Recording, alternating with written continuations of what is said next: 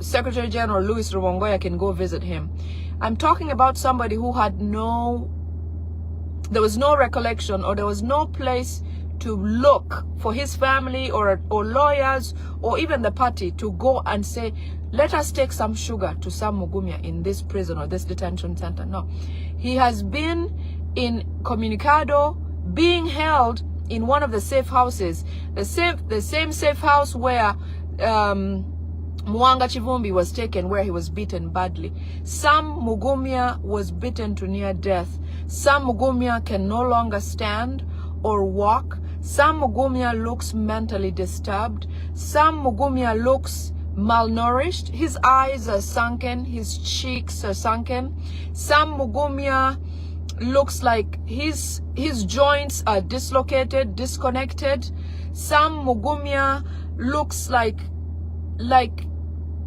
he woke up from death. When people tell you somebody woke up from their death, somebody fainted and came back to life, Sam Mugumia has likely gone through that, and multiple times. So I'm going to put a video on my other phone.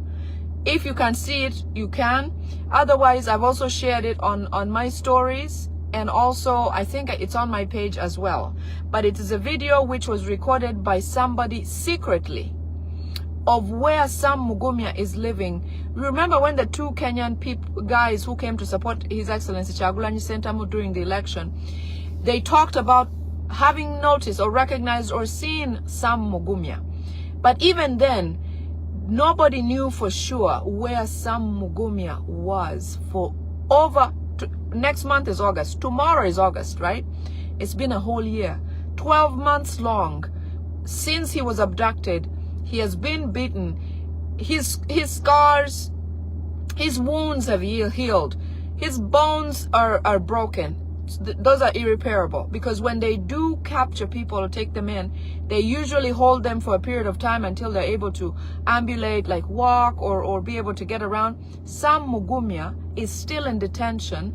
The way he looks, with like dislocated bones, dislodged joints, you can tell, with sunken eyes, you know, and he's with a walker. I mean the walker, like you would have walking sticks in Uganda, for example. It's a gray walker. They use it here for physical therapy, for people who are relearning their walking abilities if they've had an accident or something. That's what Sam Mugumia is seen sitting next to. He looks disoriented. He has possibly suffered some mental, obviously, with that sort of beating, going through that experience, it is expected that he will suffer some mental deterioration. And so he does not look okay, okay? But see for yourself. I'm going to put it up there. Hopefully everybody can see. If not, let me know, okay?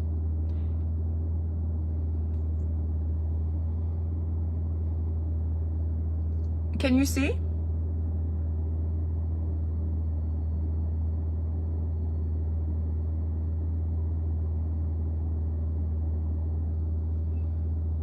I'm sorry. Let's do that again.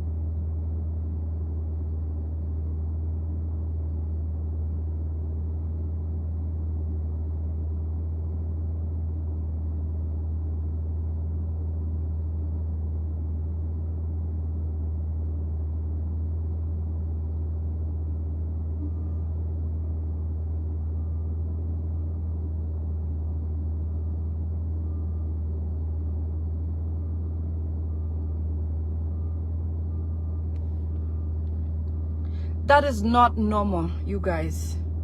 That is not, it's not okay. It's not okay.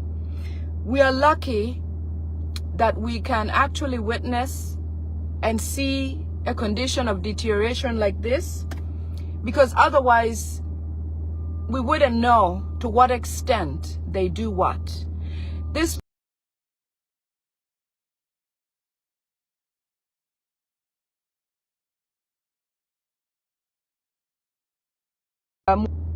This makes sense because when Mwanga Chivumbi was being brought to the court in, is it Kanyanya?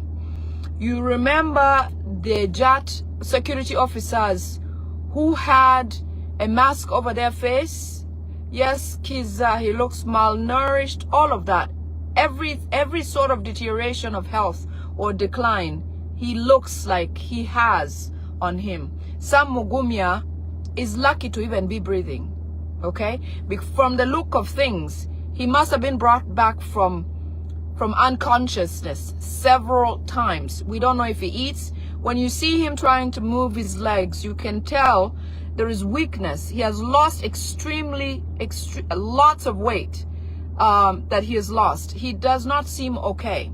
So anyways, we're lucky that we can see this because this completely ties into the stories that other prisoners who have survived or those who did not make it.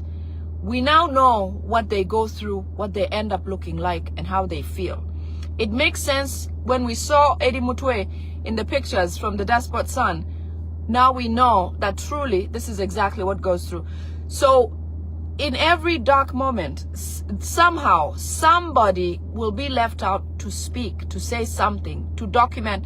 And Sam Mugumia is a walking evidence, is a living piece of evidence that ties all these people to what they're doing. All of them.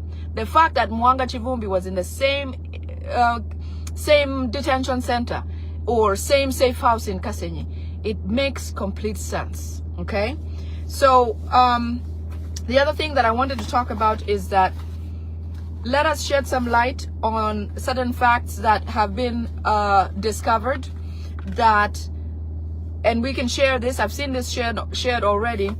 I understand that it would be ideal that the US reinvestigates the attacks on the US embassies in Nairobi, Kenya, Ofumbi building, and Tanzania in Dar es Salaam, because when these hits happened and Museveni said Al-Shabaab or whatever the case might be, he actually did perform these acts himself. You notice, if you saw the news yesterday, Muhoozi has been hosting UNISOM, the African leaders who have been participating in peaceful efforts in Somalia, hoping that, of course, they still want to try to continue to get money. But definitely, the U.S. turned down or turned deaf ears to their requests to try to get more money, as if to pretend like they're keeping peace in Somalia. Somalia is doing okay. If had it not been their involvement, all these people, it would mean that that country would survive on its own. But Museveni wants to continue showing that he is a peacekeeper in the region, and obviously passing the baton to Muhoozi.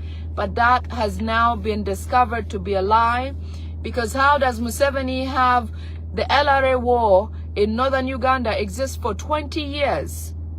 20 years. And he can't put out that war or that fire, but then pretends to be the one who is a peacekeeper in the East African region or the region of East Africa. Everybody has figured out Museveni, and it's a matter of time until his government is done. Besides the bombings of the U.S. embassies in Dar es Salaam and Kenya, all tourists who have been killed in Uganda have been with 100% efforts of Museveni. Apparently, while the hit on the tourists happened in Uganda, there was a tour guide, okay, because this killing happened in one of the national parks where a certain number of tourists who came from the United States were murdered.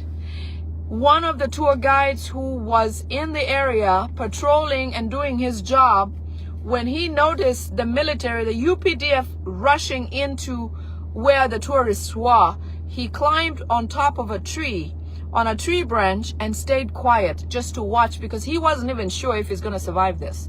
So he particularly remembers seeing Olwaleero. You guys know Olwaleero, who is in the UPDF, well, retired UPDF now. Museveni has laid him off because he has too many burdens, he knows too much, and it's time for him to get rid of him because he has other Banyarwanda he wants to put into the military to fill up his place. But Olwaleero is vividly remembered by the individual who was a tour guide at the time. The tourists at the national park who came to tour the park were attacked and killed by the UPDF being commanded by Olwaleero. Okay? Thankfully, he's still alive. That's if Museveni doesn't catch on this video and try to get rid of him. Olwaleero knows a lot. Olwaleero has done a lot. Olwaleero has been sent to perform a lot, not just the Kasese massacre. Olwaleero has done a lot of dirty things for the Museveni people. You also do remember the lady journalist who was an American born in Mexico, whom helped participate in the documenting of the National Unity Platform, or the documentary of National Unity Platform during the first election. You do remember the lady, she was about 5, 6-ish, you know, American, but doing journalism in Uganda, covering the opposition and things. That lady, who all of a sudden they said died of a road accident. It is reported that she was killed at Bombo Barracks. Bombo Barracks, where the UPDF, which is one of the barracks of the UPDF of Uganda. At Bombo Barracks is where this woman was murdered, and then they found a way to get her into some sort of setup road accident to look like she was killed in a car crash. She was not killed in a car crash. She was killed in Bombo by the Salim Salehs because they did not like the idea that she was part of the people that documented to produce the National Unity Platform documentary. Okay? So I want to move on from there onto the document that we started on yesterday, which is the Bahima Century Dynasty. As I mentioned to those who were there yesterday, this document is visibly available in an online library called Scribed. Now, some people might say, "Oh, that's a fake document. That's you know, it might be generated somehow." No, that Scribed document library is a legitimate library. In fact, you cannot just go there and download documents. You must pay for certain documents and get some sort of membership or something like that for you to be able to get any material off the website. So I've paid and got 2 documents, and one of them is this Bahima Century Dynasty. They call it BCD. Okay, so I'm going to go over this, and then we can talk about some other things later. But it's 7 pages. I went over, which I will reiterate some of the important points that tie in the rest of the document. Okay, on this document, it's called the Bahima Century Dynasty, acronym BCD, Uganda's Historic Despot Empire. Okay, they call it the People's Agency for God and My Country. This is filed. It was formed or formulated on the 13th of March 2006. This document has to do with the template or the blueprint with which these Banyarwanda, the Museveni people, run our country. They run Uganda. This is what it looks like. I've scribbled on it. If you'd like a copy, please send me a DM, because then it's easier to get it off my computer and send it to you. I don't have it on my phone, but I can quickly, if I have a few DM requests for this, I can send it to you. It's 7 pages long, and I have some other document also that I can attach and send to you as well. So one of the things that they have, top of the list, and one other opening remark that I will also like to highlight, I will also speak about that. But the first few things that will wow you is they call it the BCD 7 commandments. They have something called the 7 commandments, like the Bible has the 12 commandments.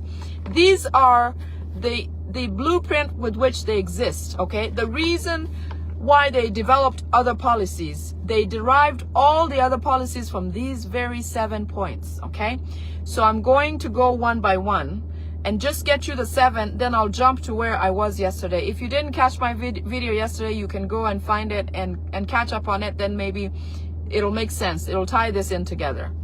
Okay, Deborah, I'll send you one.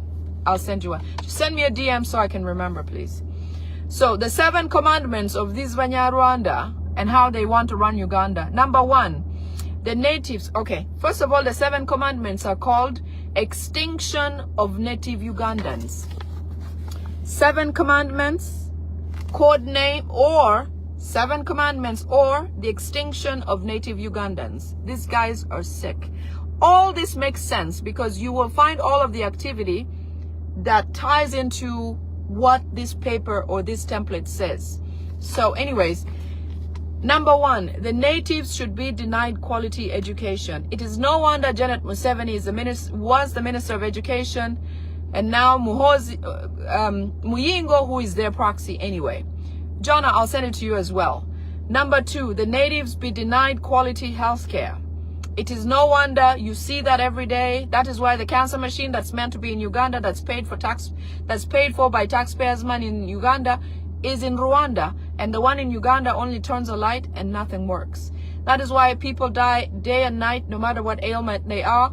Even if it's simple malaria, you may not survive. Okay? The natives be denied. Number 3. So number 1 is natives be denied quality education. Number 2, natives be denied quality health care. Number 3, natives be denied food security. It is no wonder Janet Museveni eventually became the Minister of Karamoja, to make sure that people in Karamoja